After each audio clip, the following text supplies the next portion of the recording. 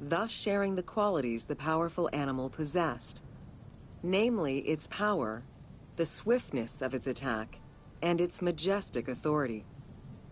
By these very virtues, it was also considered a symbol of protection. Unsurprisingly, statues of sphinxes could be found along the dromus, protectors of the path taken by the gods to reach the temples.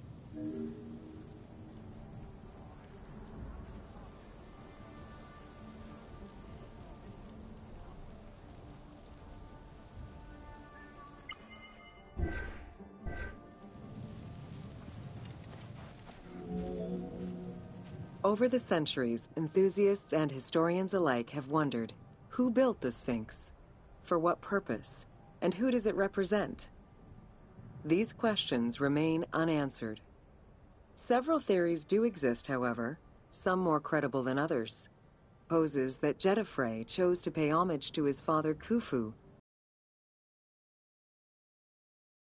The stone temple on the eastern face of the Sphinx would have been added later on by his brother and successor, Khafre, in order to strengthen the divine worship of their father. It would be the first Egyptian temple oriented with the sun.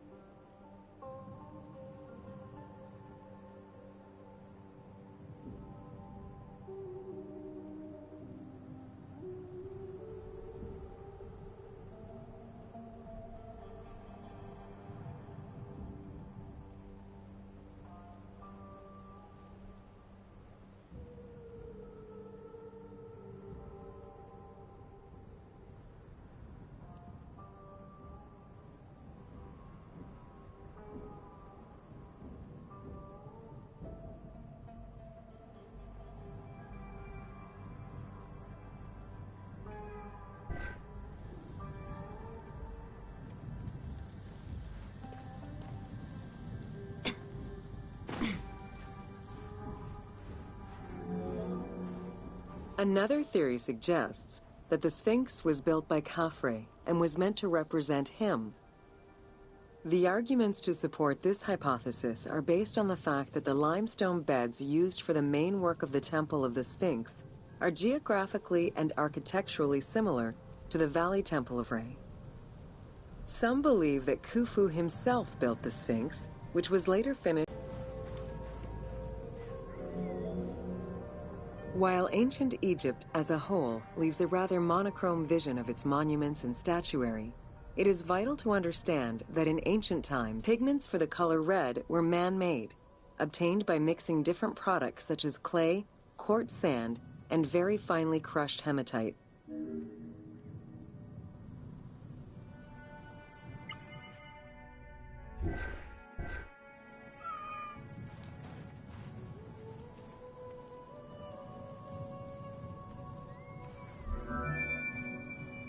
Red had a strong symbolism in ancient Egypt.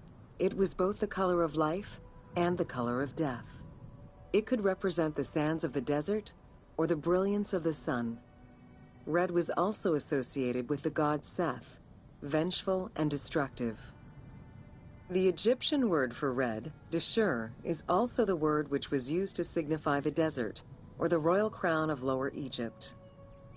In art, red was also the color used to paint the bodies of men, while yellow was used for women.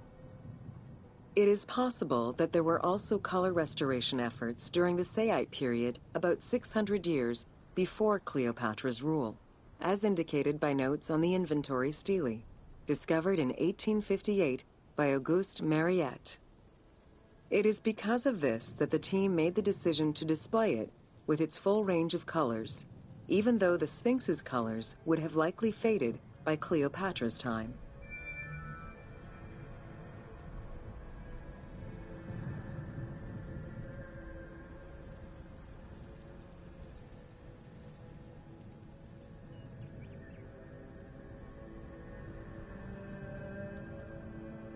Meters in width.